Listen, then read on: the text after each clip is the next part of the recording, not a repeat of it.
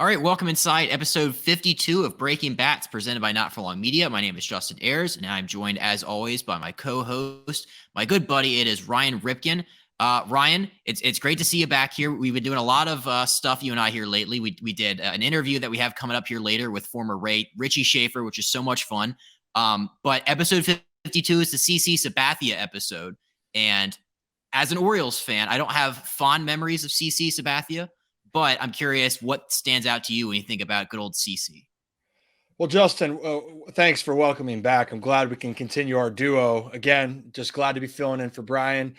CC Sabathia. Well, if you're an Orioles fan, you didn't really like him very often, but actually, my first, memories of CC was as an Indian. It still doesn't, stick with me that he was a Yankee. Obviously, he spent a lot of his career there, but that was my first memory. I actually remember, I believe the case was Sabathia throwing against the Red Sox in the playoffs. I think that's like kind of one of the lasting memories for me. And then I feel as soon as Sabathia came to New York, you could just feel his, he embraced being a Yankee, brought that type of swagger to that group. And he was a big guy, big dude, and a guy I wouldn't want to tick off either.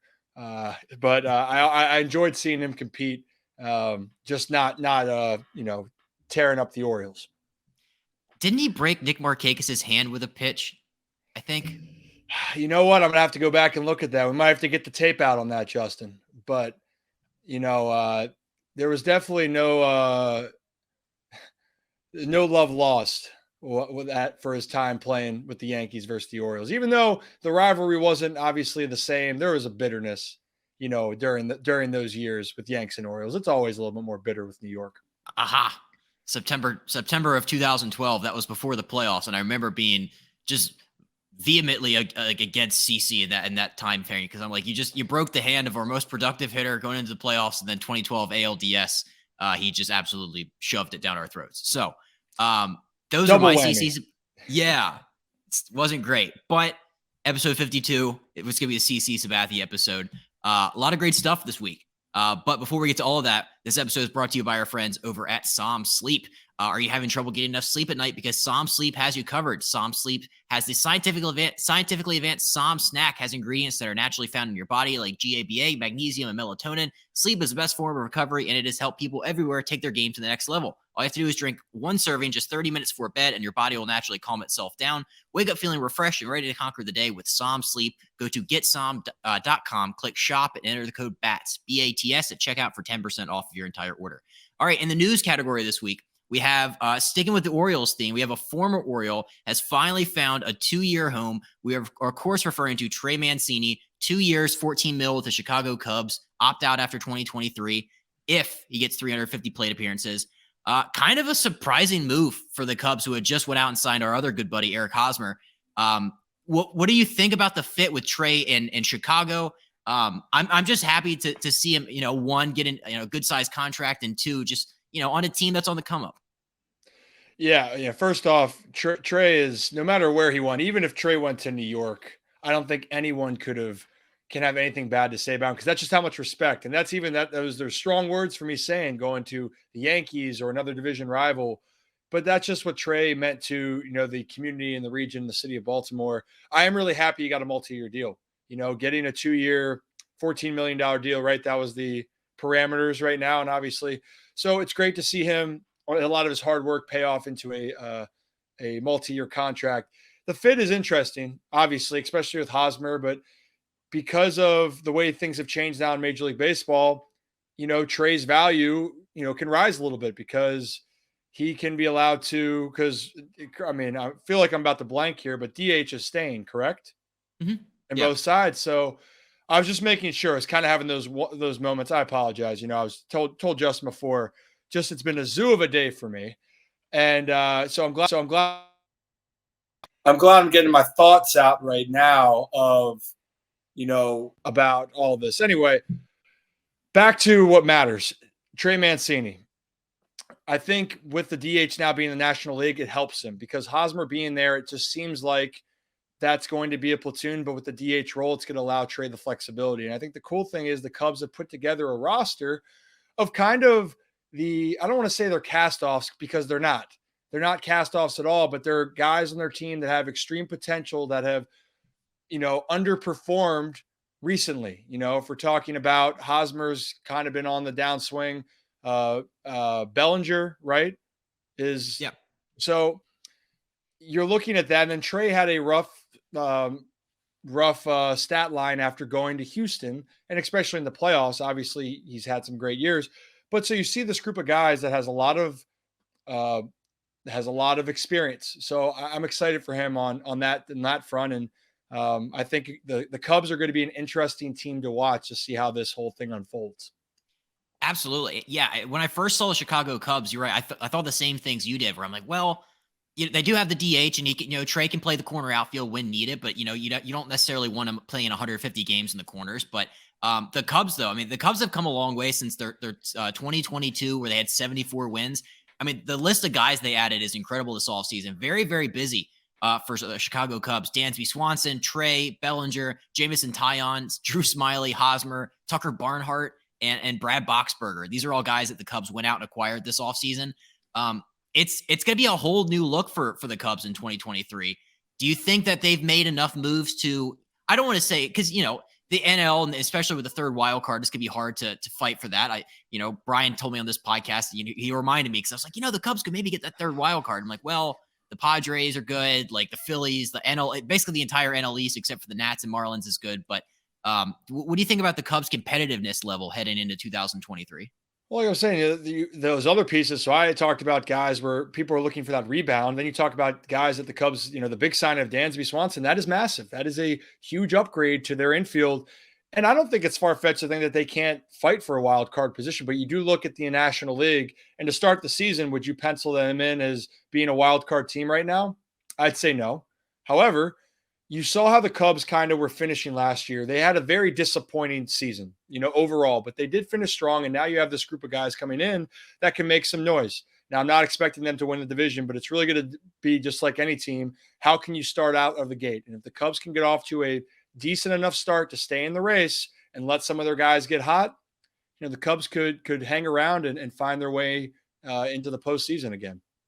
They just have a fun lineup too. Like Nico Horner, very underrated. Like Dansby Swanson, Ian Happ, who was an all-star, Seiya Suzuki, who's come on, who's been a very, very good signing internationally for them. Hosmer, Mancini, Bellinger, Morel, Tucker Barnhart. Like, that's not a bad 1 through 9. So I think, 74, I think we could probably get 500. Why not? Yeah, I don't see why not. Again, I'm not penciling. If you were to tell me today the Chicago Cubs would be my pick to be in the playoffs, I'd say no. But I'd be so naive to say that with those guys, if some of those players can show their potential that they had a couple of years ago and the Cubs get hot, could be a fun year in the Windy City. Absolutely. So we do have a feel-good story of the week, and this is brought to you by the official sponsor of Not For Long Media and the Breaking Bad podcast, the original Fudge Kitchen. It is a staple of the Jersey Shore. They have 6 locations: Cape May, Wildwood, North Wildwood, Stone Harbor, and Ocean City. They make all their fudge in store. Guaranteed a delicious product. Their Instagram is incredible, at the original Fudge Kitchen on Instagram. Let them know Not For Long Media sent you if you go visit them in person, or you can check them out online at fudgekitchens.com. So as a pseudo Pirates fan, I have a bunch of teams that I follow, but the Pirates are one of them. So when I saw Andrew McCutchen was coming back to the Pirates on a 1-year, $5 million deal, it made my heart feel good. It made me feel good as a Pirates fan, as a baseball fan, seeing, the cornerstone of their franchise for 9 years. He hadn't been there since 2018, but to come back after all these years, and who knows, there could be more for Andrew McCutchen, but to go back to the place where it all started, how good did that make you feel? Not as a Pirates fan, but just as a baseball fan. Kutch, that's where again, those are the memories started. And, and I could tell, Justin, you're a baseball romantic, even for being a young guy. I mean, you're a younger guy than I am.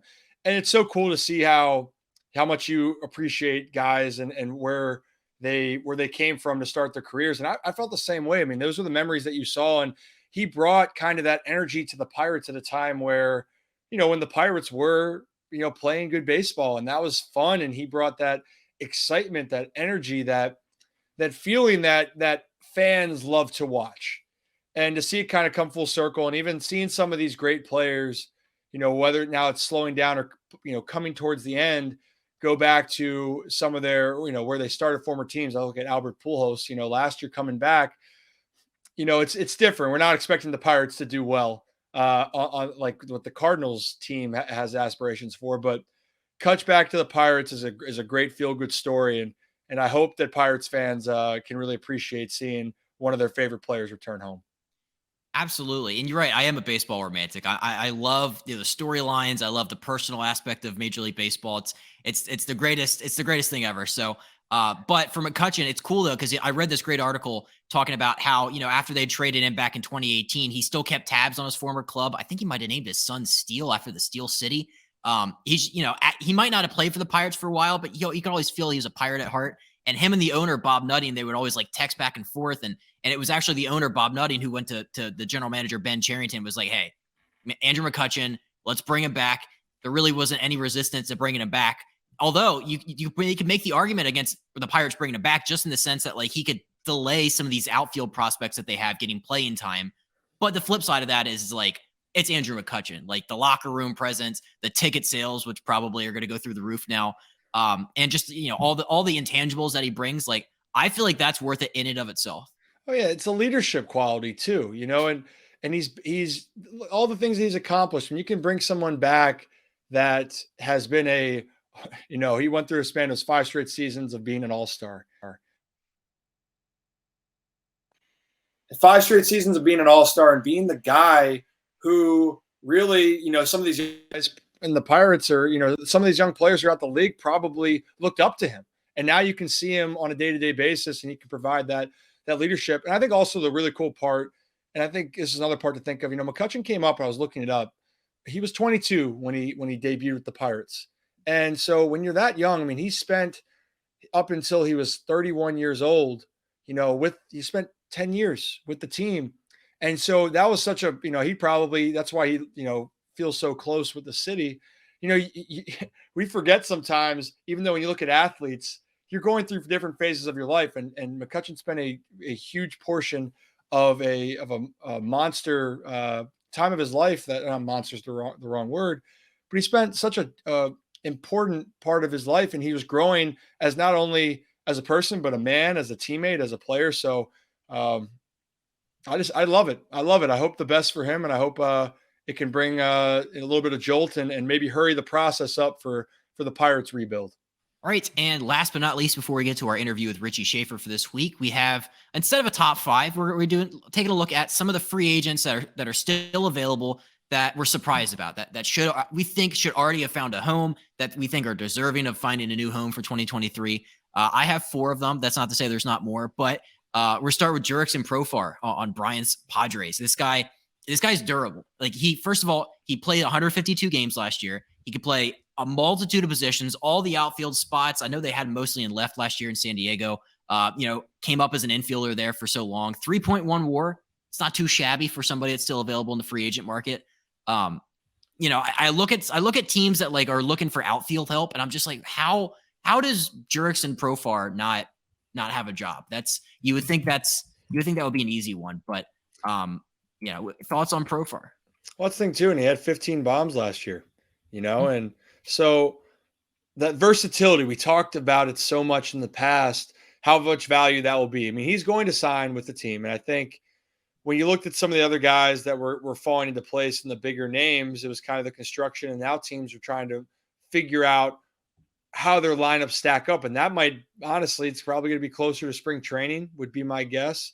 But definitely versatility is going to be key. And if you can prove that you can play multiple positions and be counted on to play a duration of a full season, which he has, sure, he might have to adapt to a new role. It's possible, to being not an everyday guy, but he definitely can go out there and impact the team, in the 2023 season. Absolutely. And the other guy, again, we're sticking with the theme of former Orioles here, is Dylan Bundy, one of my favorite pitchers to watch when he was on the Orioles.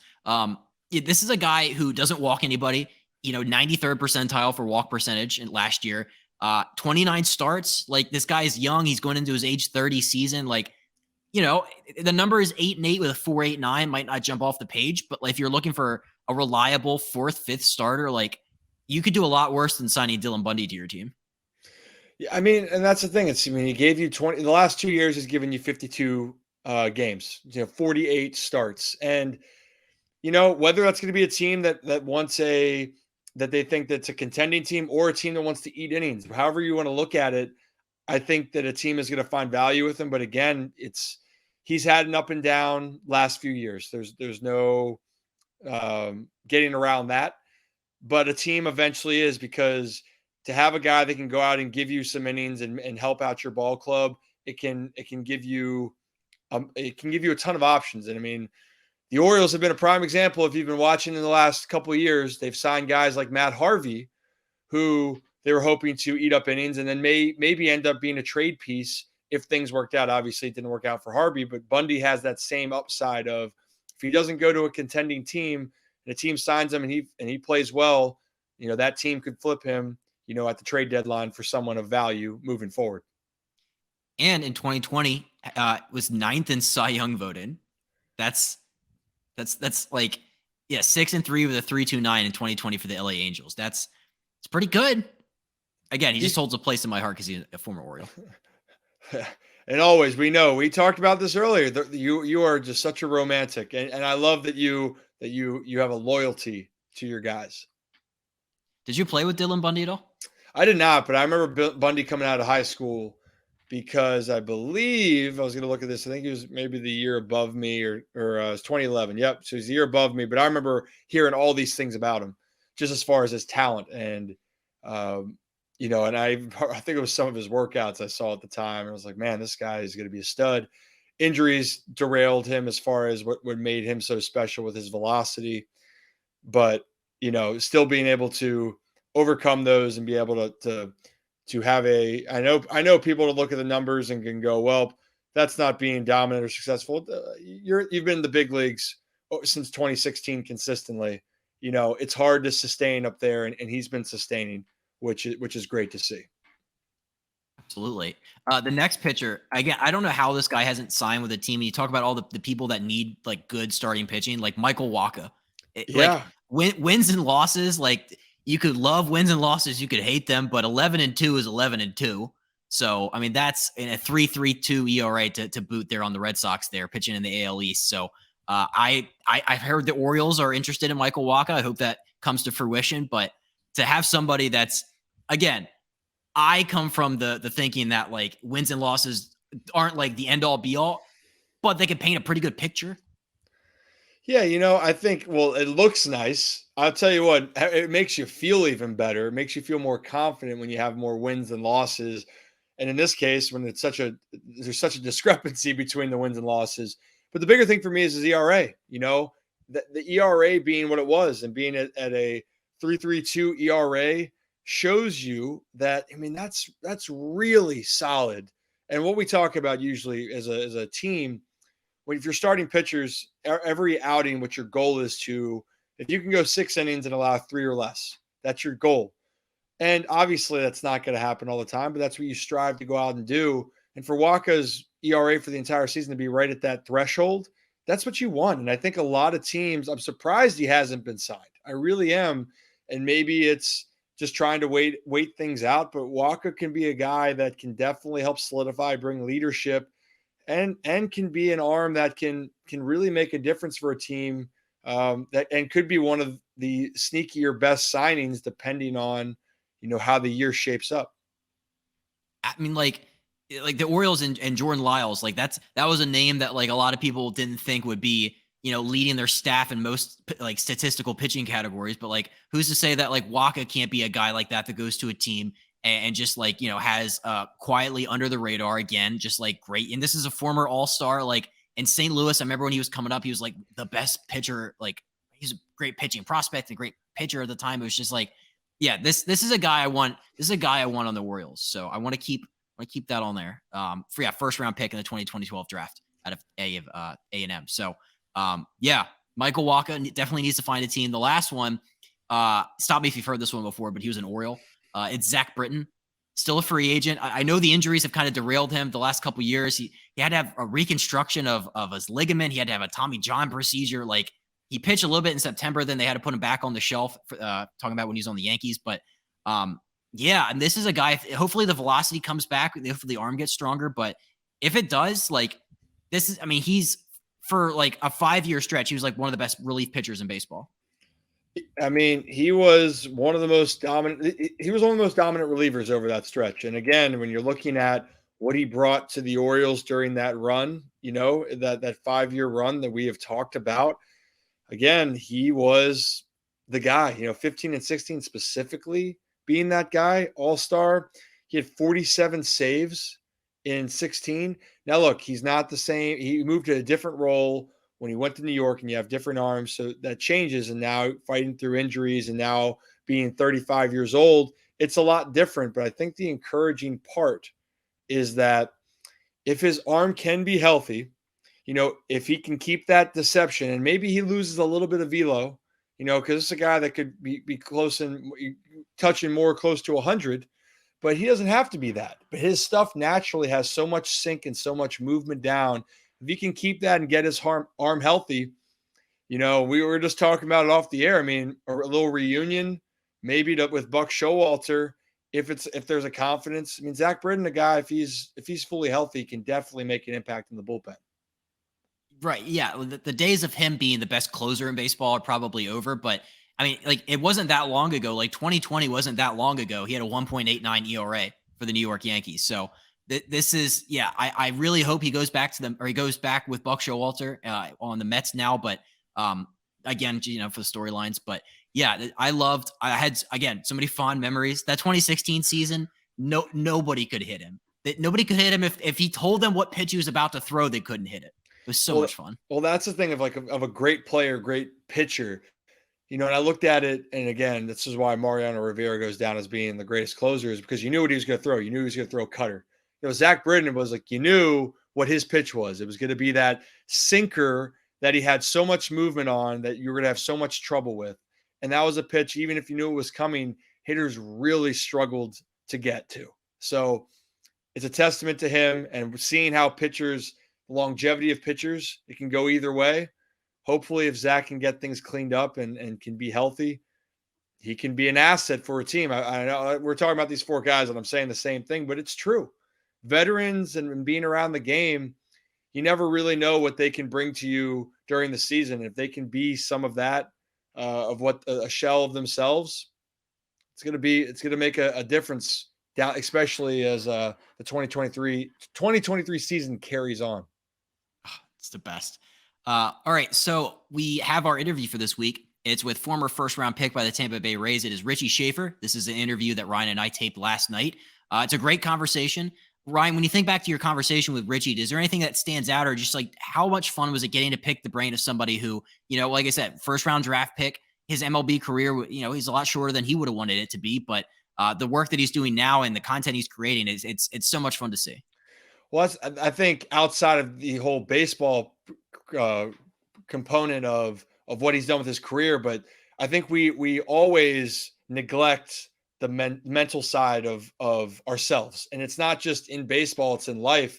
And hearing Richie's journey of the failures, of what he regrets, and how he is now helping future players and just people in general, that was a really part of the conversation that I love. That I think a lot of people listening to it are really going to enjoy some of the conversations. I think I enjoyed all of them. I'm saying some to be nice. I think everyone can learn a lot from Richie Shaffer. So hope you enjoy it, and you should definitely check out his stuff on his social media.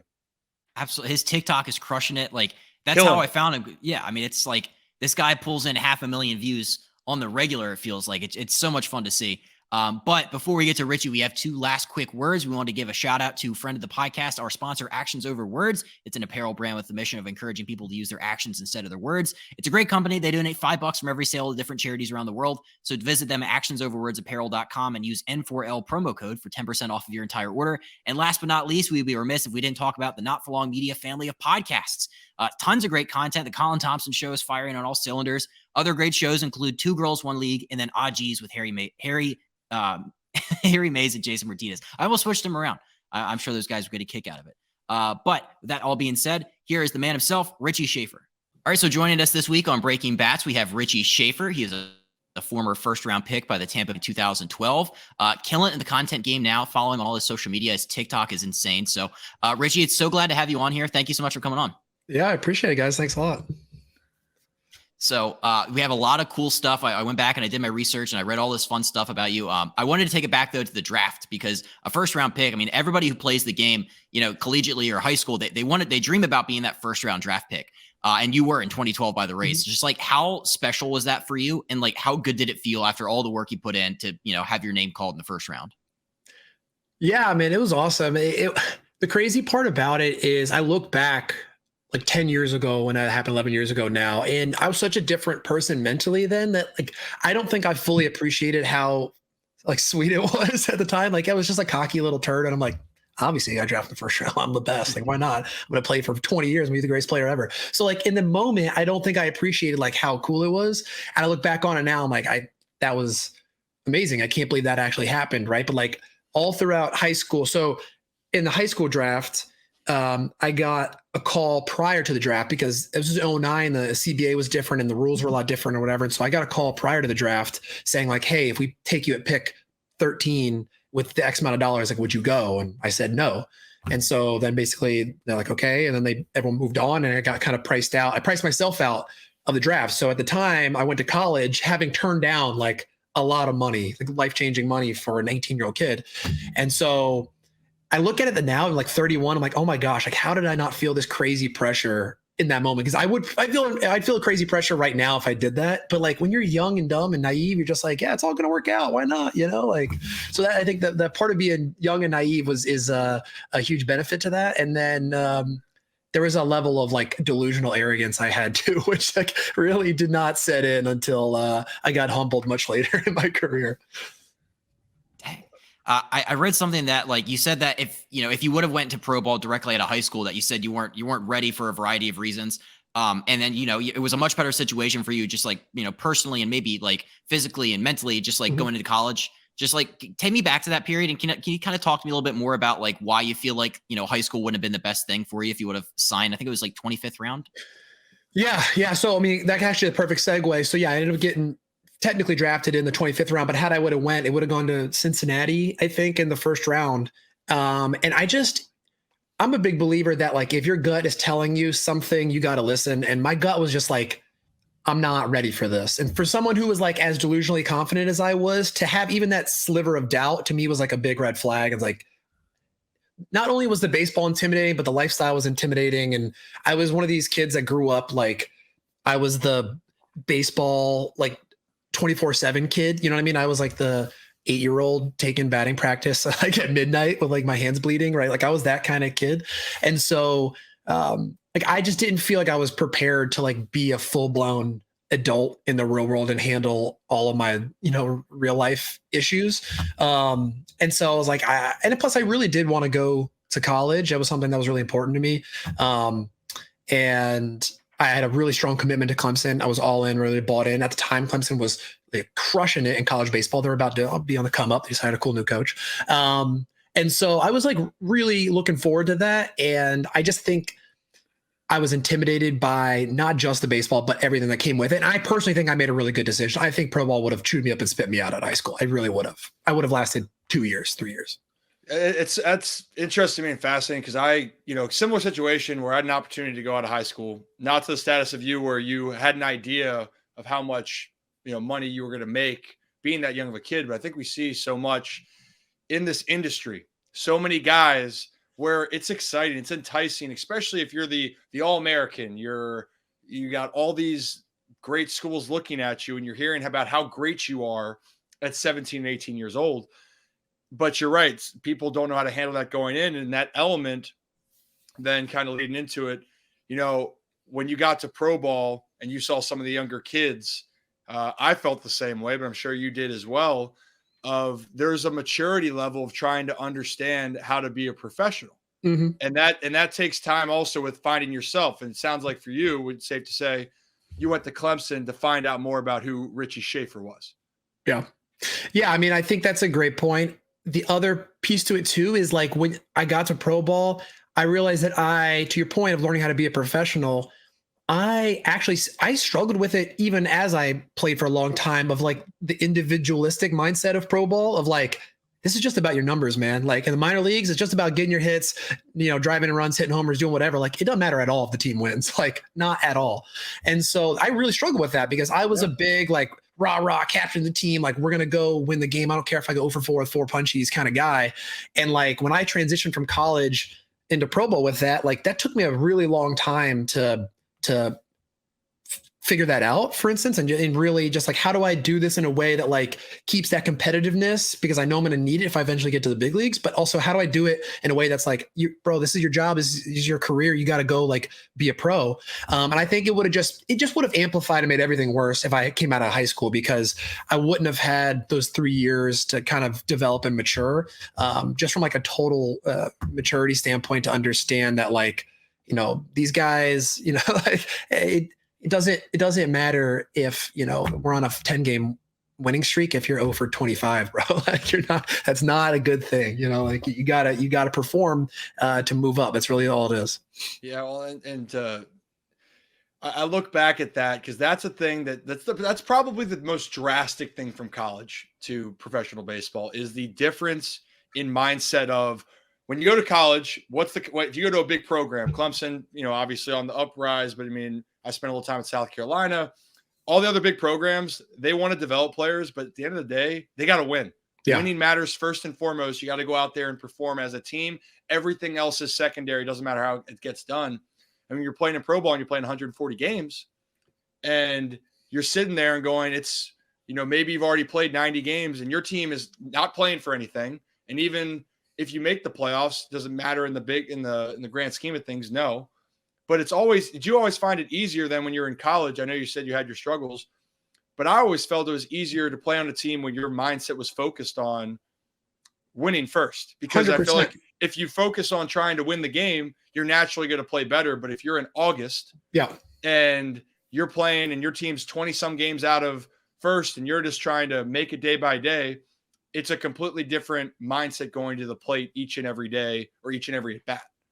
Yeah, 100%. I mean, to me, that like desire to win is what I think like elevated my game. And without that, it was hard for me to find that like just self-motor to be like, all right, we got to just, focus on our at-bats and make our adjustments or do whatever. Like the result of the game is secondary. But to me, like that was what I was such a competitor in terms of like my desire to win in high school and in college. I really think that like, to me, when the game was on the line, like second and third, at 2 outs in the bottom of the ninth or whatever, that the result of that game being a W is what like to me dialed me in even more and resulted in me like performing better. Where in the big leagues, like that's just another at bat. It's just another chance for like RBIs and just that level of focus. It just diminished by a little bit. I even made a post about this on social media talking about like how like the individualistic mentality can really chip away at some of your desire to win and your focus. And like, I don't know, I look back on, I'm not sure how I would have handled it differently, but like, if you could find a way to keep that level of like desire to win and focus your game around actually still caring about winning, I think it can serve you well. But like, it just seems nearly impossible in the minor leagues to do that because no one cares because everyone's caring about their own career and moving along. I mean, frankly, most guys don't even want to make the playoffs in the minor leagues. They're like, oh no, we got to do this for another 2 weeks. Like a bunch of at-bats that don't even count towards our stats. Like, you gotta be kidding me. Football season's on. Like, let's go. The sentiment's the same. For sure. That's fascinating. I never thought about that, but yeah, you're right. The minors in like a high level college program. You're right. Cause like, the college coaches are obviously trying to keep their jobs and minor league players. It's just like a whole, that's really cool to hear you guys break it down like that. I wanted to jump ahead though, to talk about just like the Rays organization in general. Mm-hmm. When they drafted you, did you like the fit with Tampa? Was that a team you had your eye on before the later half of the first round there? It really wasn't. I didn't hear anything from them prior to getting drafted, which was crazy. Because I think every player says this because every player has a level of sort of delusion about them. But like my agent and I were pretty convinced that I was going to go probably 10 to 12 picks higher than that, somewhere like right at the bottom of the top 10, it's like 10 to 14, somewhere in that range. And when I slid past that and I kind of kept going, I'm freaking out at home. I've got like I don't know, maybe 30, 40 people there watching the draft, all excited to hear my name. And I'm like, getting text from my agent, like, hey, maybe this team, and it never happens. And I'm like, oh my God, like, am I not going to get drafted? It's gonna be so embarrassing. There's all these people here, like whatever. And so I found out when everyone else did, like live on TV. I didn't get a call ahead of time or whatever. And I heard him call my name. I was like, oh damn, no way. And so in the beginning, I was a little apprehensive because I'm like, all right, I'm a third baseman. They got Evan Longoria, who's like at the time, and still is like one of the best in the league, Gold Glover, perennial All-Star. I'm like, where exactly do I fit into that equation? Because in my head, I'm 21, I'm delusional. I'm like, I'm going to be in the big leagues in a year or two. You know what I mean? Like I'll just beat through the minor leagues, whatever, like just the most naive mindset about it. And so I'm like, okay, how do I fit into that? I'm not sure, whatever, but it ended up being great. I love the Rays. I love the organization. I got to play third throughout all the minor leagues. So I got to at least to develop a little bit through there. And then once I got to the big leagues, move over to first. But at the time, it's interesting though. The Rays weren't quite the Rays they are now then. There was still a ton of experimentation going on. And they did a lot of guinea pig stuff with us, which, I mean, for better or worse is what it is. Like, you kind of don't have much say in the matter as a minor league guy. I think they have found their brand now, and they are very, very good at developing players and getting the maximum amount of ability out of guys. I think a lot of that came, for lack of better terms, like at the expense of me and some guys that are my age in that range of maybe 2008, like maybe the Tim Beckham year to like 2015, 16. There was like a stack of guys there where they were still trying to kind of figure out like, hey, how do we be Moneyball but different, right? Like, how do we figure this out? They clearly have, but there was some interesting years for sure in there. But I love those guys. Yeah, so, because we talk about the Rays all, like the Rays for me watching is the team that if you want to, if an organization is not going to spend money, who you want to emulate around right now is the Rays, because they're playing in arguably for me the AL East toughest division in baseball still for right now, and they are not only having success but at a high rate. I mean, in the last 12 years, they have I think the fourth most wins in the American League, or not in the American League, in Major League Baseball, period. But to your point, and that's a frustration part where you're trying to figure out your stuff, you want to make it to the next level. And I mean, you could touch on stuff if you want to, but what do you think was the switch for the Rays that went from this is how we're getting the most out of guys? I mean, you touched on it. You don't have to give any examples if you don't have to or if you don't want to. But I'm curious because you're right. You saw a switch with, I played against the Rays last year or 2 years ago in Durham in AAA. And it felt like whoever was down there, when they got their chance to get called up, especially pitchers, every single one of their pitchers, regardless, was prepared for whatever assignment that they went up to. They didn't seem unprepared at all. Can you elaborate or touch on any of that? Yeah, so I think they've been very good from a pitching perspective for the last decade plus. I think pitching development was never their issue. I think what they struggled with a little bit during my era was position player development. There was a stretch for a good while between Longo and, I don't know, like I said, maybe 2015, 16, where they were like, they didn't have a first round guy get more than like 200 at bats in the big leagues of any of their guys. Right. And so when you look at that, you start to say like, okay, there's a lot of talented dudes that came through there. Like what's happening, to that these people aren't clicking. I think Chad Mottola was a phenomenal hire by them. I think he is the man. Ozzie Timmons is another great hire. And I think those guys came on the back end of my career and some of the guys. So I think those two dudes in particular, who now are on staff with the Rays, are phenomenal hitting guys. And I think helped a ton of not just the players, but sort of the direction of that as well. They also had some turnover too. Andrew Friedman left and went to the Dodgers. And then Heim came in and he was trying to figure out kind of what his direction was as a GM and a leader from like a vision perspective. So I think there was some, all right, there was some leftover Friedman stuff. Like I was a Friedman guy, so I was like sort of a residual Andrew Friedman piece. Like, what do I do with him? I'm trying to set up my own, team, my own pieces, my own players. So there is a lot of that kind of juggling around. And I think Neander now, who's in there and been there for a little bit, I think he's doing a good job with putting people in the right places and making decisions with that. But from a pitching perspective, they've always been nasty with that. I mean, they do such a great job. I think their analytic department is incredible. I think they've sort of spearheaded some of this movement of like the advanced pitching stuff. I mean, they're just, to your point, all the Durham guys, the people that don't understand like minor league baseball, truly, they think like AAA is this big jump down.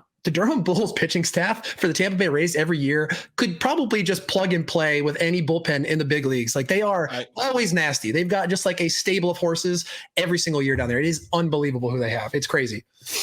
And I think that was kind of the point of it. And I mean, Justin and I, we've talked about it all the time, or I've told him about, you look at that and you go, I just don't get it. And I guess maybe because Justin, now us following the Orioles now are in a transition period where they went from one front office to the other. And so, to your point, and this is a more personal question. You talked about you were a guy in a different regime, and it's a business. At the time, though, did you felt like that? And again, it's all part of the business as you in hindsight, 2020. But in the moment, did you feel any type of resentment? Did you feel a bitterness of that, or did you understand that this is kind of how it goes? Of Friedman leaving, or when I eventually got traded? I think. When Friedman left. When Friedman left, no, because it's like at the time I didn't even really understand the business of baseball all that well. And I think probably you can touch on this a little bit, but I don't know about you, but when I was in the minor leagues, the big leagues didn't even feel like the same sport. It felt very unattainable. Like most of the guys, like if you're in AA and you faced a dude who had like one pitch in the big leagues, you're like, eyes were like huge, like, oh my gosh, like there's no way. Like to me, it just felt it felt so far away. It felt very disconnected from the big leagues when you're in the minor leagues. At least that's just how I felt. And maybe that was a Rays organization thing because they didn't call many guys up from, A ball or AA or whatever. It was very methodical through the system.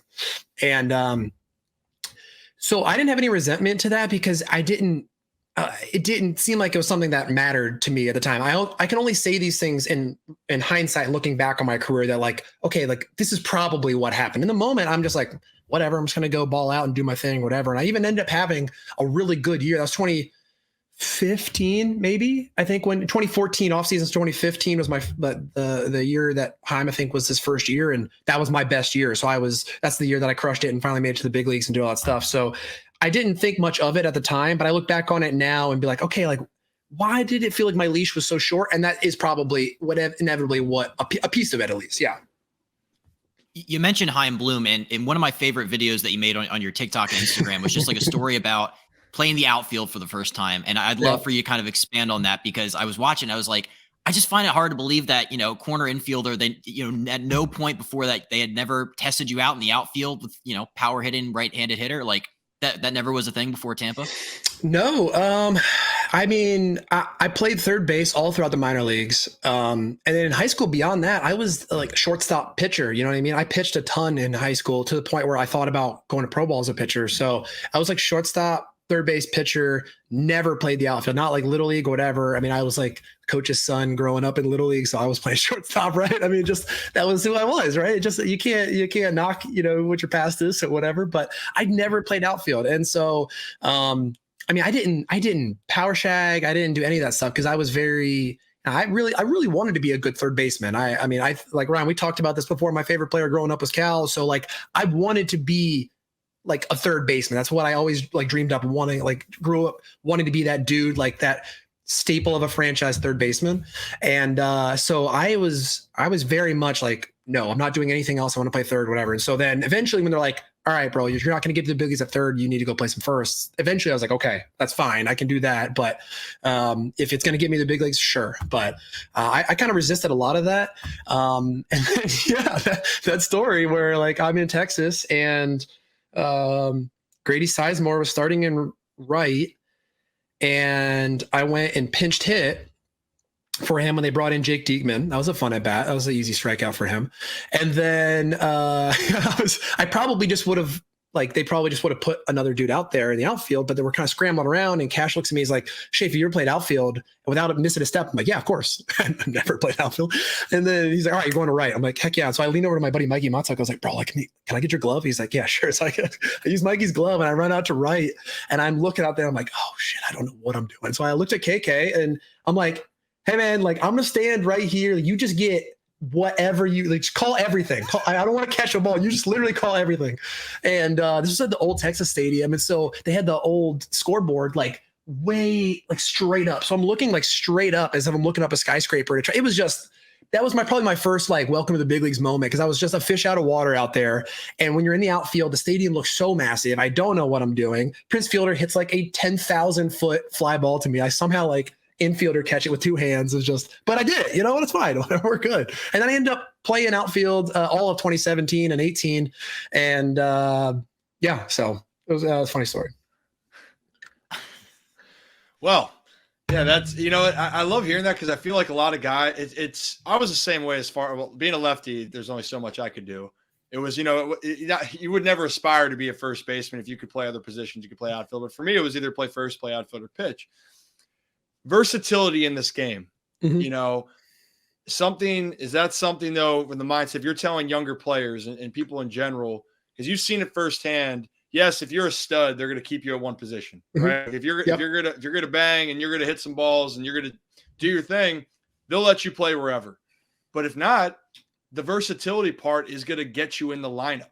Yep. So what would you say then to guys that are kind of in a similar situation that your mindset was, the resistance? Yeah. So this is what I would say to that. I'd say that there's two sides of it. I think there's one side where it's like being kind of bad at a bunch of positions doesn't do you a whole lot of good, right? I think there's now where there's this push for versatility for a ton of guys that like they don't have the ability to be versatile, right? They are this position or they are that position, and you end up getting a below average defender at a bunch of spots. So if you can pull off, like one of my good buddies, Mike Freeman, who played for a bunch of years with a bunch of different teams, he's like an awesome utility guy. He was a very rock solid defender at like a ton of positions, all the infield positions, center field. He could run, he could do it all. So like that to me, from a versatility standpoint, incredibly valuable. Me, versatility, it really wasn't that, because like I thought I was a above average defender at third base. I thought I was a very good defensive first baseman, but I mean, that doesn't bring a ton of value. And then I was a probably below average outfielder. So to me, like the versatility for me didn't do a whole lot. And so I knew like if I was going to be a really, really, really, really valuable player, I had to be the best I could possibly be at third base. Because if I could bang and play like above average third, then I'll play the rest of my life, you know. But if I am just like okay at a bunch of spots, even if I hit well, you're going to end up with that tag of like, all right, well, where do we put him? You know, and that's like, to me, that's like the kiss of death. That the where do we put him guy is a kiss of death, because like you have to hit at like MVP caliber level to be a where do we put him kind of guy. You got to be Kyle Schwarber to like, where the heck do we put him, right? You can't be Richie Shaffer. Like you have to be, your offense has to be like absolutely be elite level to be a where do we put him. Was that frustrating though? From the other thing you talked about in that video was just like the Rays mentality and the mindset was just like, you have to be, you know, if you're right-handed hitter, you have to be only getting there against lefties. And you know, being a reverse splits guy, was that like just frustrating knowing that like my playing time is being affected by something out of my control, and that like, you know, can you touch on like the playing time aspect and how hard it was back then?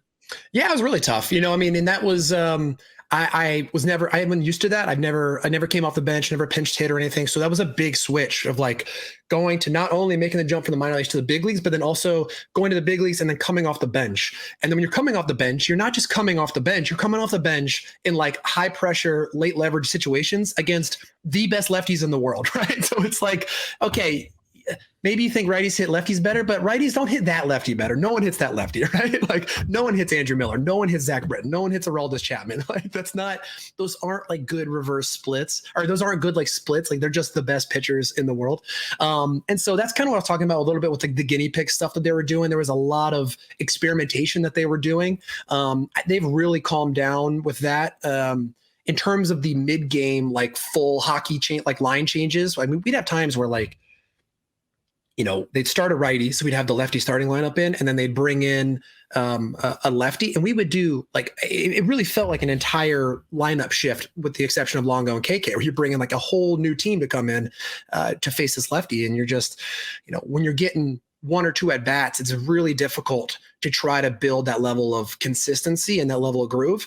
So yeah, it was definitely frustrating. And I don't think there's any player out there who's going to be like, yeah, it was okay only getting a few at bats here or there. I think most guys really want that consistent playing time to come to the field every single day, knowing where you're playing, knowing where in the lineup you're going to play or going to hit, and have that that consistency to lean on every day. So it sure was. Yeah, I mean, it was definitely something that was frustrating, out of your control. But that is part of being a young player in the big leagues and part of being someone who is not. There's some guys that are like kind of handed the keys of the castle. I'm like, all right, you can go ahead and go fail, go like become a big leaguer. And there's other guys where it's like, hey, we're going to give you some opportunities and like, let's see if you can do it. Right. There's a big difference between some of that. Ryan, did you want to jump in off Yeah. that? Well, it's so, I think that's a lot of things that people, when they talk about pressure and stress and what goes on, and people, and I get it, when you're a fan of the game, and you get mad and you see guys having numbers. And we talked about in the past, Justin, with Ryan Flaherty, and Flaherty coming off as being a utility guy, and his numbers are going, look, he hit 220 or whatever, or his numbers were in low, maybe it was below the Mendoza line. And to what Richie's kind of touching on, not being an everyday player or coming in situations where you're not going to be successful. We're creatures of habit, where consistency in the lineup, knowing what you're doing, is going to give you better production, because if you have a bad day, okay, you're in the lineup the next day. All right, you can jump to it. But once you're in those situations where you don't know if you're going to be in the next day, you don't know when you're going to get put in the game, it can become so stressful, can become so anxiety ridden, where you're sitting there and the next moment you come in, you go, I don't want to mess up this next moment. I don't want to screw up. Sure. And then that's a whole other thing that changes, where your mindset's first going of, well, shit, I got to go out there and actually execute.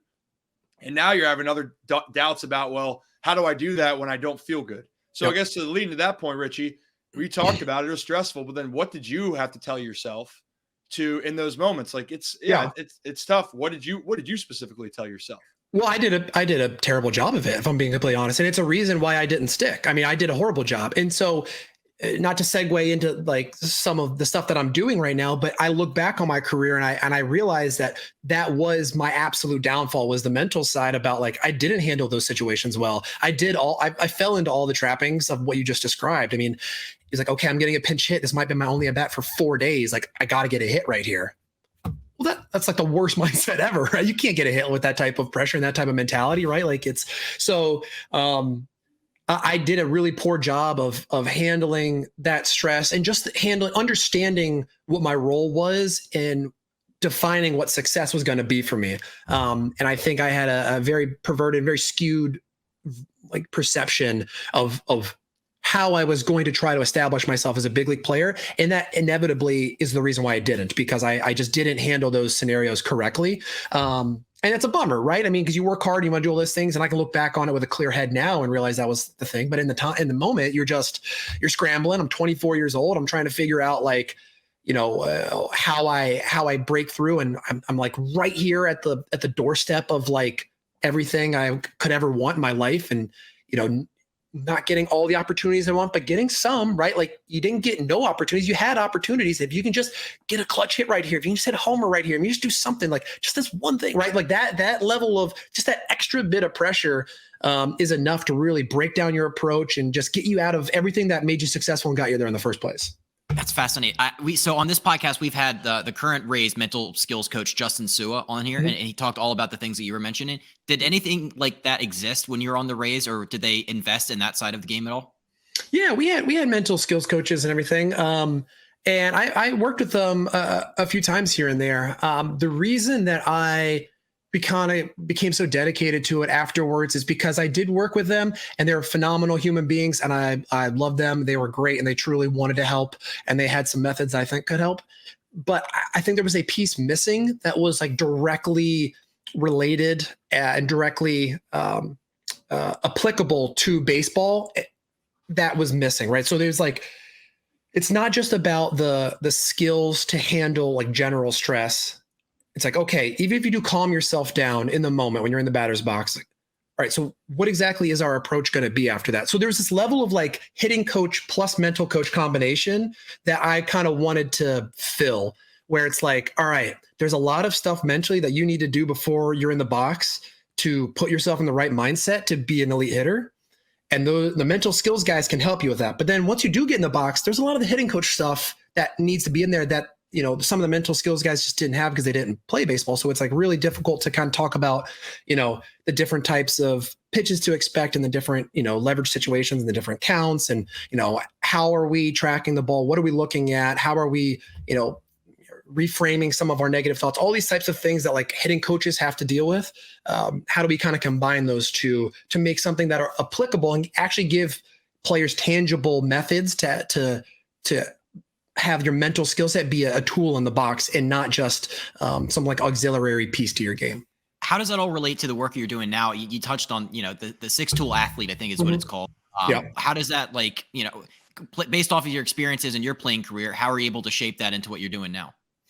Yeah, so it comes from a lot of that retrospective look on my career and the things that I messed up on, and then also working with a lot of these mental skill guys. So there's a lot of the stuff that I talk about in that training that are from mental skills coaches, and that's like directly taken from. So there's a lot of great methods that come from that.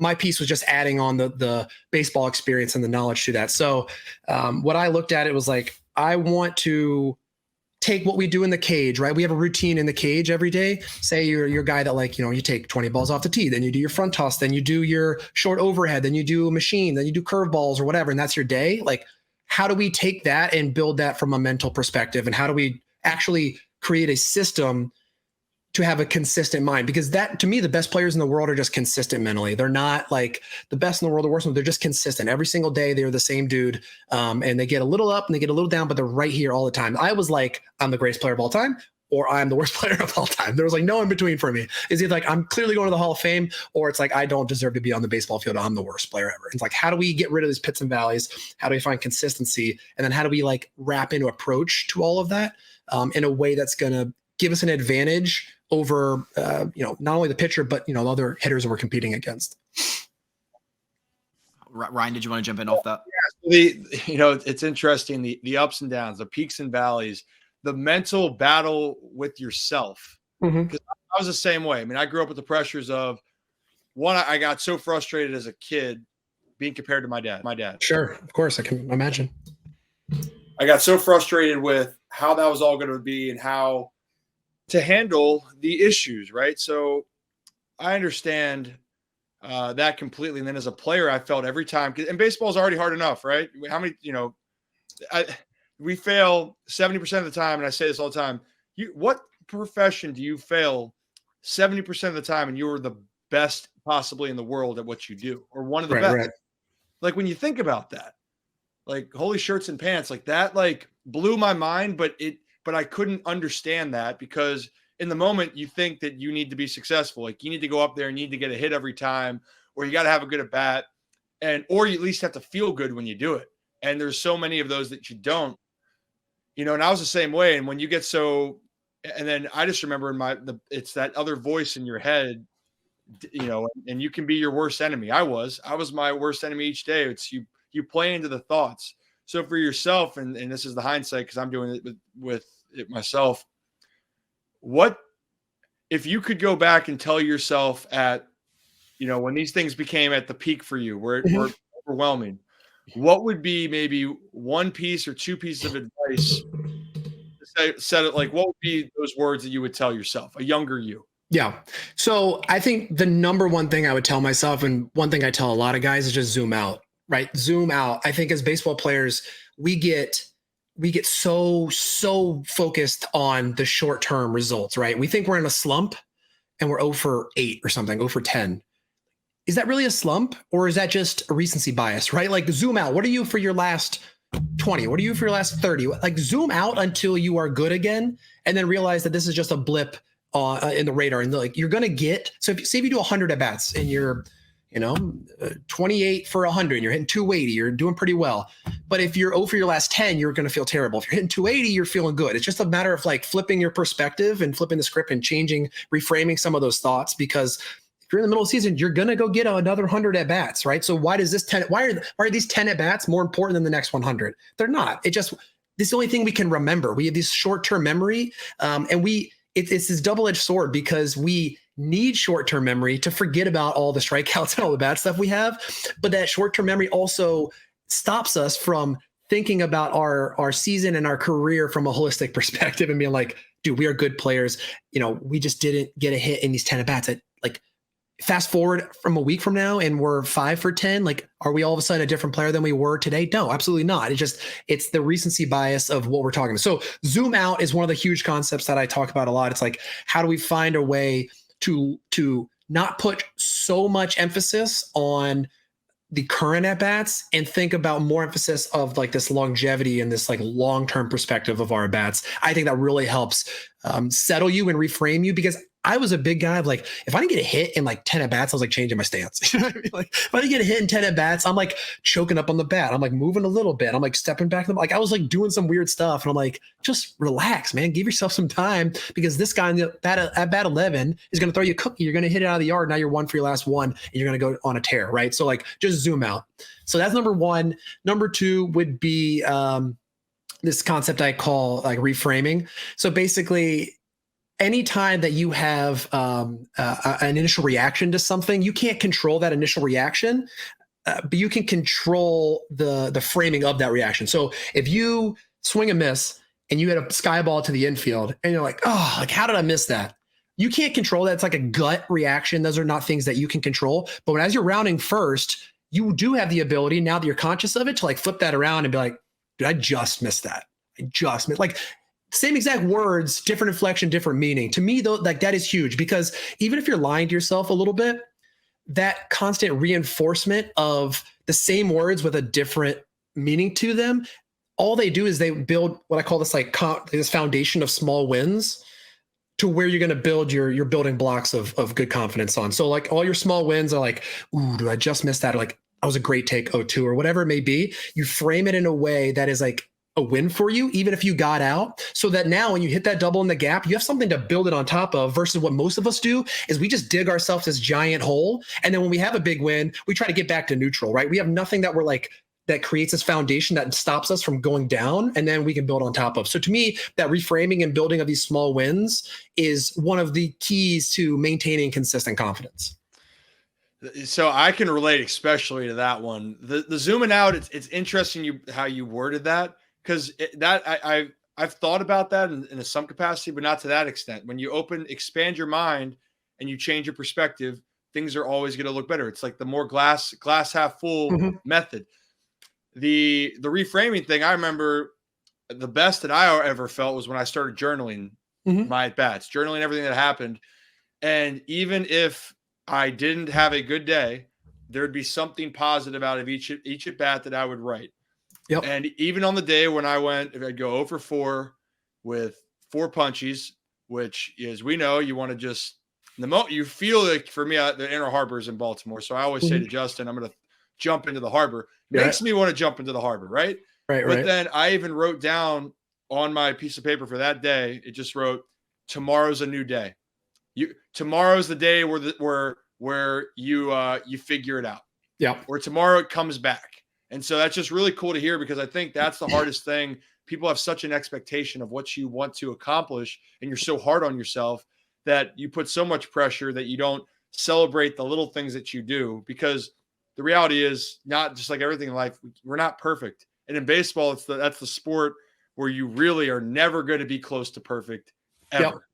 Yep. So I loved you bringing that up. Just wanted to, I'm glad you I think that's great. I mean, I'm a huge believer in journaling too, right? I think that is awesome, to the point where in the 6-tool athlete, I have like a PDF that I've attached to it, because I'm trying to build out the full scale version of it, but it is considerably more difficult than I anticipated it being. But this concept called the slugger journal, and it's exactly that. It's basically like a guided journal for hitters.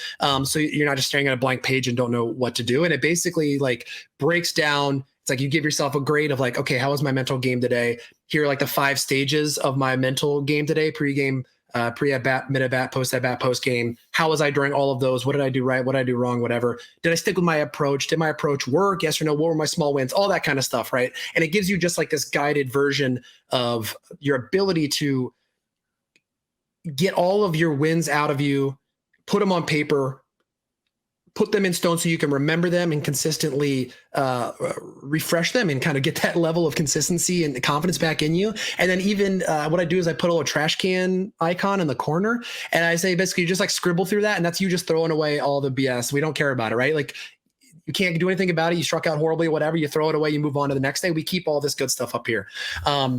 So I'm a big fan of the journaling process. That's something I wish I would have done more of in my career, but I did it at the back end when I got, older and wiser, but not in my youth. Yeah, doesn't it suck that way, Justin? Don't you wish you had all the answers when we were younger? Right. Well, Yeah, you're still no. young, Justin. So you're still screwed for a little bit, but I had everything figured out at 18. Yeah, that's kind of how everyone is. clearly. Yeah, right. Don't we all? So I mean, we've talked about like the content and stuff you're making around Six Tool Athlete and everything you're doing right now on social media is so cool. How did you get kind of started on that journey of content, and what are you kind of up to these days besides that? Yeah, so the content journey has been super fun, and it's been something that I've been pretty passionate about for a while. When COVID hit, so I retired in 19, and then 2020 was obviously the COVID year. So I was stuck at home, wasn't sure what I was going to do. I was finishing my degree at Clemson. I'm like, what the heck do I do? So I started streaming on Twitch, video game streaming. And this is why I have all this and the cool camera and the mic and everything. It was all from my streaming days. I streamed under the name Dickie Danger, and I was a streaming legend. Name. It was great. It was a great name. And I loved it. And I built a pretty cool following. It was awesome. I actually really, really enjoyed it. I think I could have built it into something cool if I would have stuck with it. It just wasn't what I wanted to pursue full time. But I was learning how to build content for that.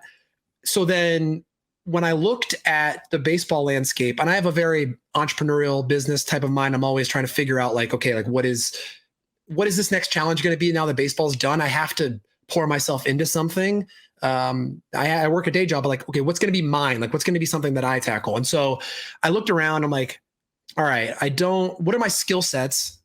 I have a master's degree in baseball, right? That's what we tell ourselves when we are in professional baseball or whatever. That's the way I look at it. Like I have a PhD in baseball. How do I utilize this in a way that's different and differentiates myself from other people?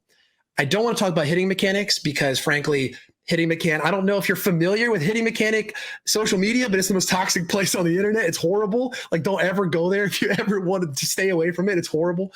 Don't go there. So I'm like, I definitely am not going to be talking about the swing or hitting mechanics there. I just don't have the mental brain power to handle those people. They're just crazy.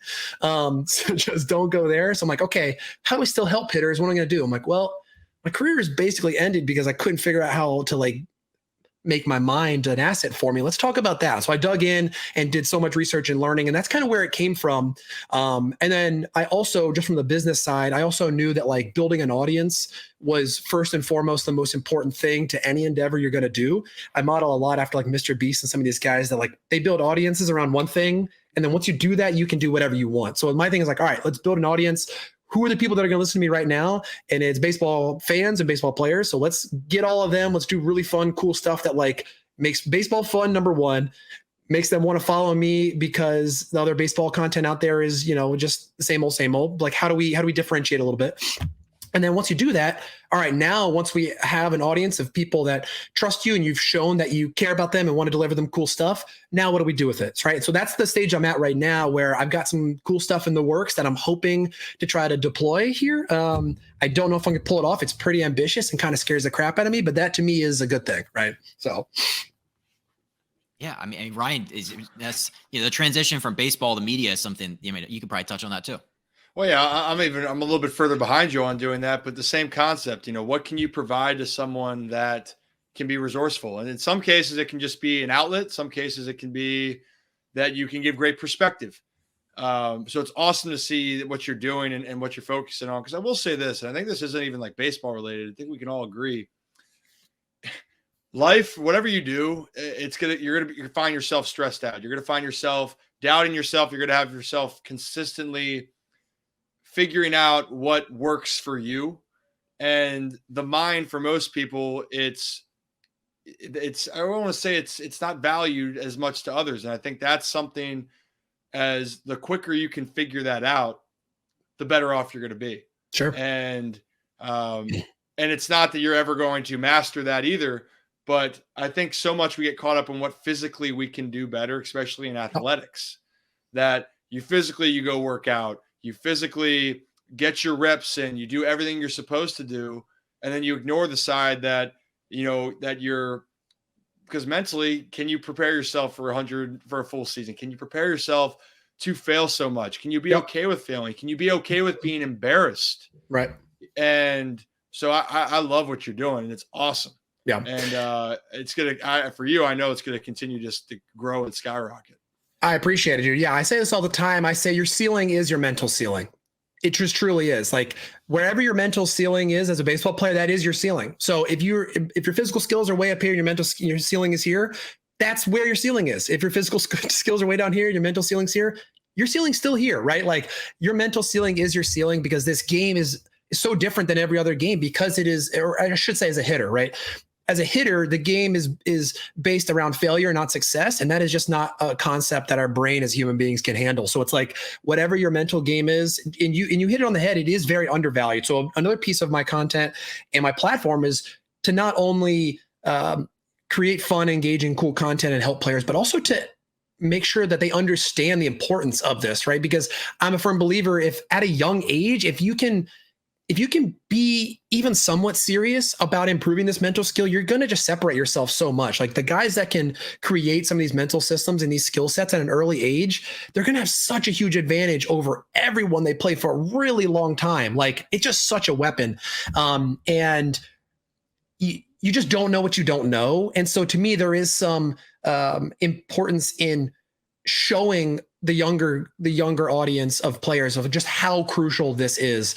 Because I mean, for instance, like I sell my training, my 6-tool athlete training. Like I'm not trying to get rich off this thing, whatever. It's just out there. And I sell it because I think people value things they buy more than things they get for free. Right. And it's, it's $90 and I've had some pushback on like, it's too expensive, but I've done hitting lessons or whatever. And people don't blink. They don't bat an eye at $100 hitting lesson for an hour. Right. And this is something that's, it's 5 hours, it's 50 videos long. It's this nonstop constant thing of value that to me is 10x, 100x more valuable than a single hitting lesson with me. But like people think they understand what the value of a hitting lesson is versus this. So there's a bit of education on that as well. Like, dude, I'm telling you guys, like foundationally, if you can get this mental side right, like you're going to figure out the physical side. If you're a good player, you're going to end up figuring it out and understanding how to like move as a player and do this. Like you're going to figure it out just with experience. But this mental side, like guys go their whole careers and don't figure this out.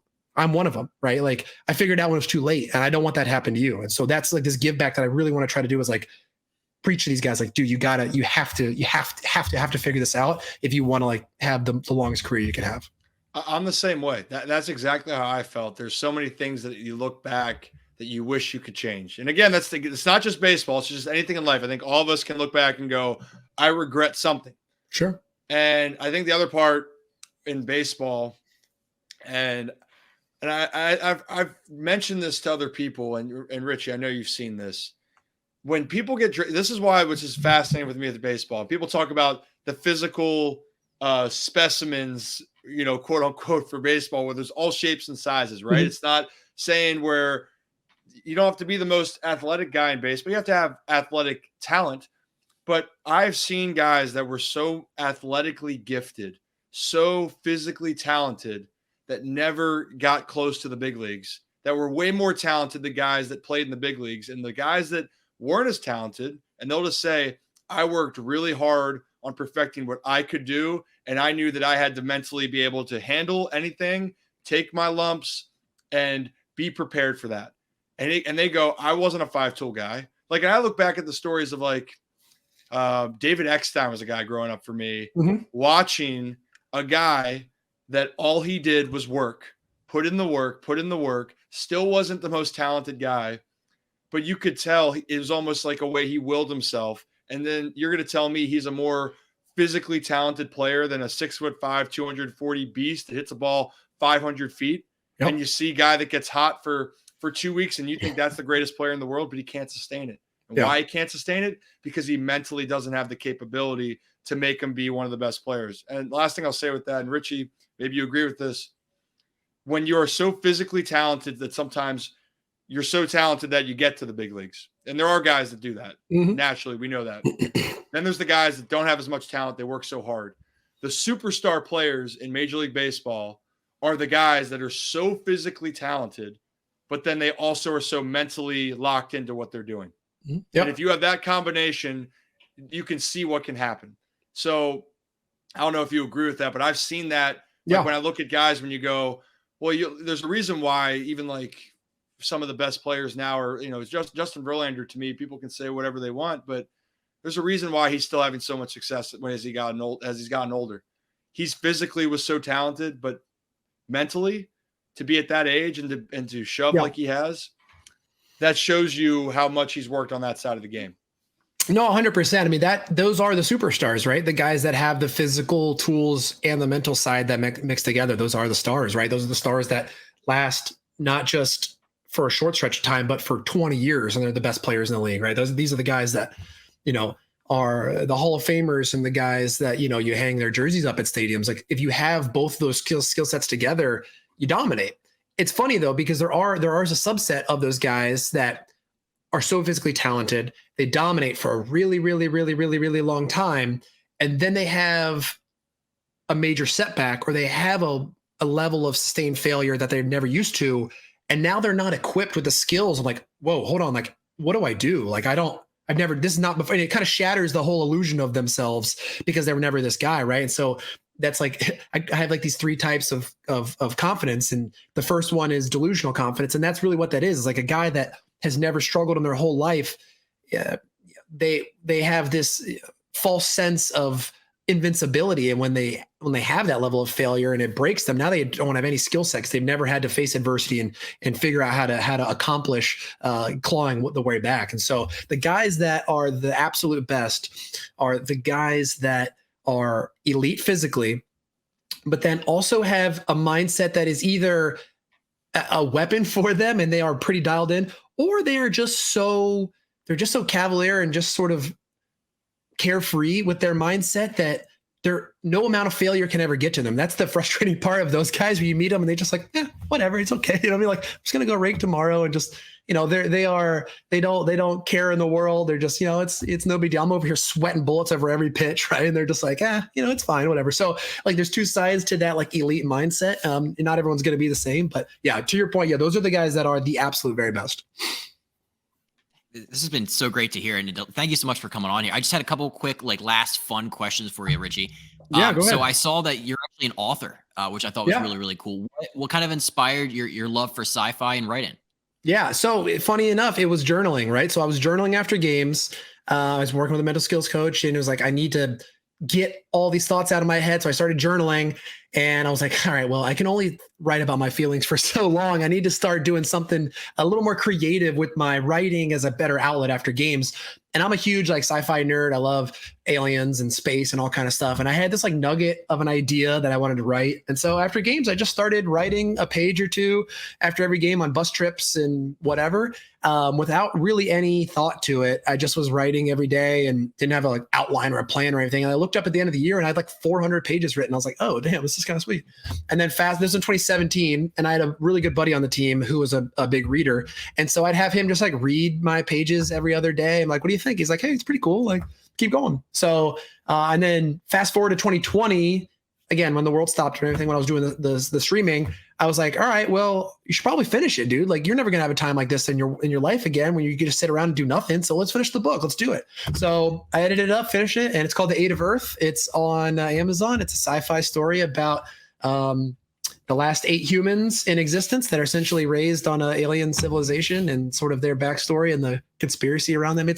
I don't know. It's kind of like what kind of sci-fi book would I want to read? That's the book that I wrote. So it was an awesome experience. It was a cool challenge. And it was something that I also just wanted to prove that I could do it. I'm big on not being defined by my baseball life. I want it to be known I can do other things, right? I have a lot of that chip on my shoulder type of mentality. So it was really cool. I loved it. It did pretty well too. I sold 2,000 copies, which is wild. I put the over under at 100 of my mom buying 50 of them. You know what I mean? So it was cool, man. It got pretty good reception. I was proud of it.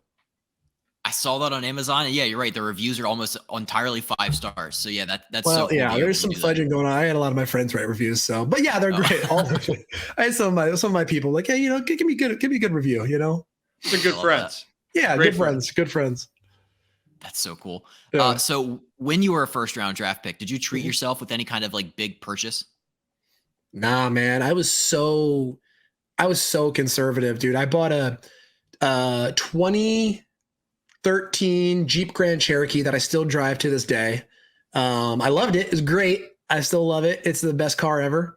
And then no, I didn't do anything. I paid myself a salary of like 20 grand a year, and that's what I lived off of. And I just put the rest of it into like the most boring conservative investments ever. And then by the time I got to the big leagues and beyond, and then learned a little bit more about like wealth management stuff, I started doing some investing and everything. And now I'm all in on.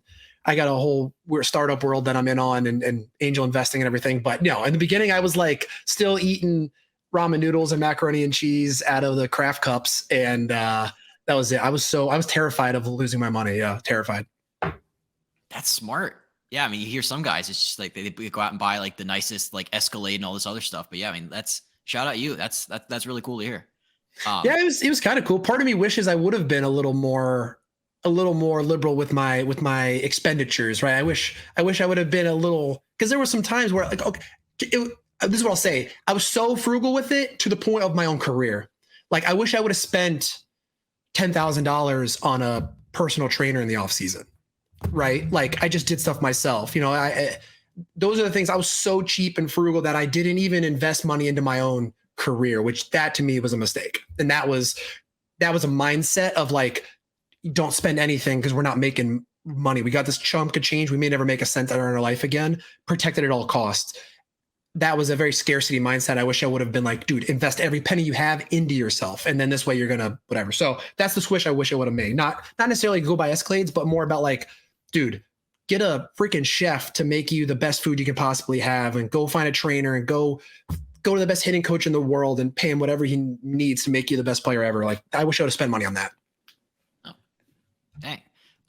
So in terms of when you got to the big leagues, what was your favorite and least favorite ballpark to hit in? Favorite was Fenway. I had a homer at Fenway. That was still like my favorite memory ever. Hit one over the monster. It was so cool. And the fans are just ruthless and they're right on top of you. And I have such a cool last name for Boston guys. Like, Shaffer, you suck, buddy. Shaffer, like whatever. Like, so that was all I loved it. It was so great. Then least favorite was probably Detroit, just because it's like 7,000 feet to center field, and you're like, what are we doing? Let's move the fence. Why is this here? What are we doing here? You know, I mean, what are we doing here? Like, this is, I don't know how Miggy hits so many home runs there, because it's just so big. Had a homer at Oriole Park though, I saw. Yeah, that was actually one of the best ones, because it was a little Cracker Jack box before they moved the fence in. I mean, friends back, I'm saying that place was absolutely so much fun to hit at. I llove that. That was great. Yeah, that was a big topic on this podcast. Yeah, was the Walt be moved back. I hate it though. Like, no one likes pitchers in defense. We want to see homers, dude. I think they should move all the fences in even more. Move them all in, all the way around the league. Homers everywhere. If position players could have a say, every fence would be 300 or less to all 100%. Yes, 100%. Yes, dude, absolutely. And switch it around. Give us 4 strikes and pitchers 3 balls. It's so hard to hit. I don't understand why the pitchers get the advantage with that. It never made sense to me. Why do they get more balls than we get strikes? So dumb.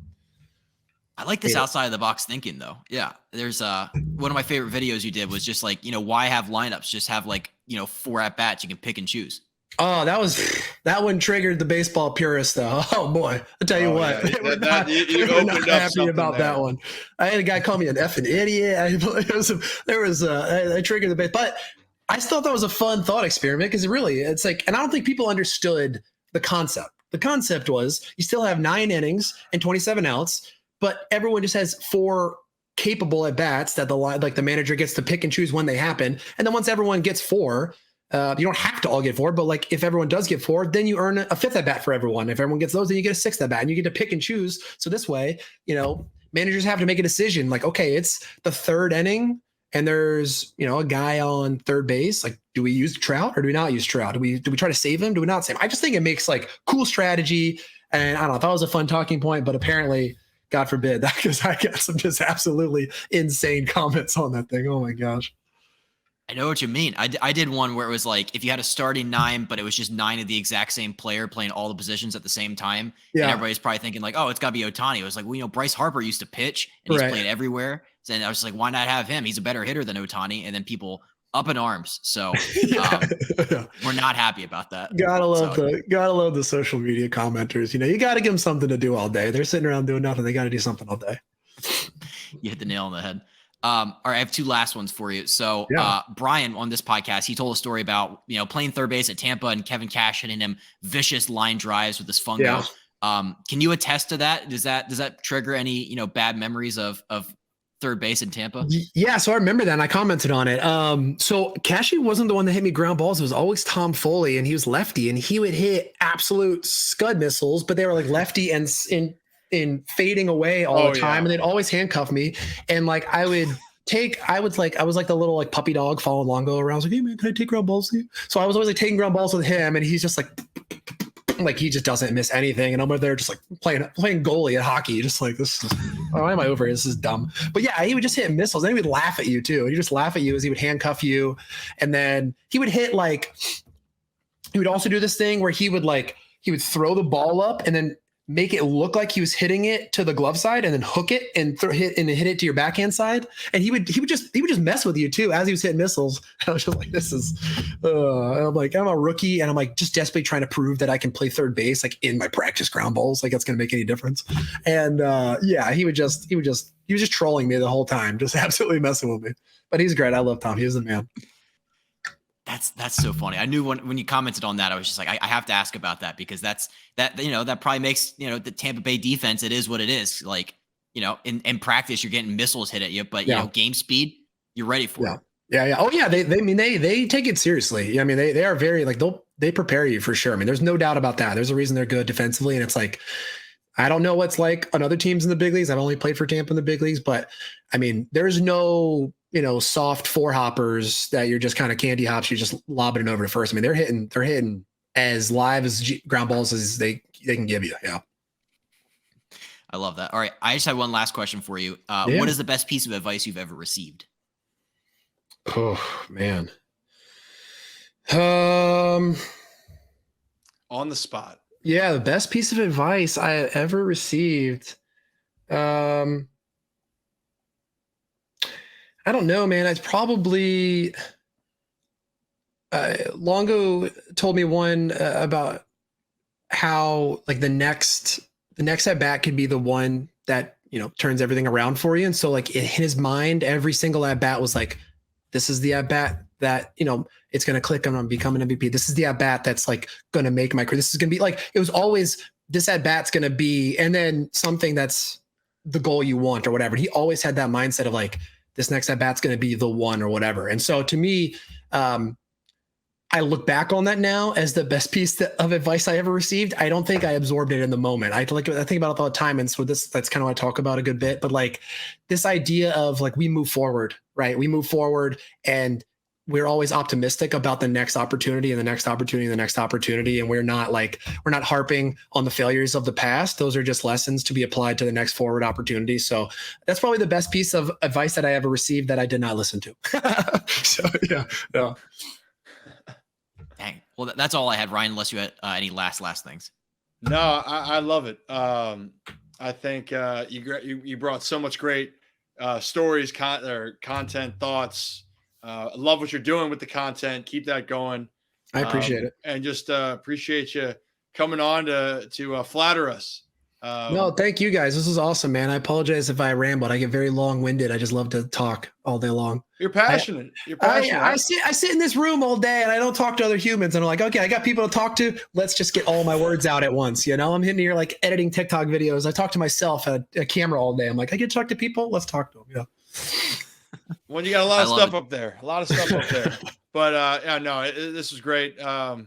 Thanks again. I'm sure we'll be talking about more things soon. I appreciate it, guys. Thanks a lot.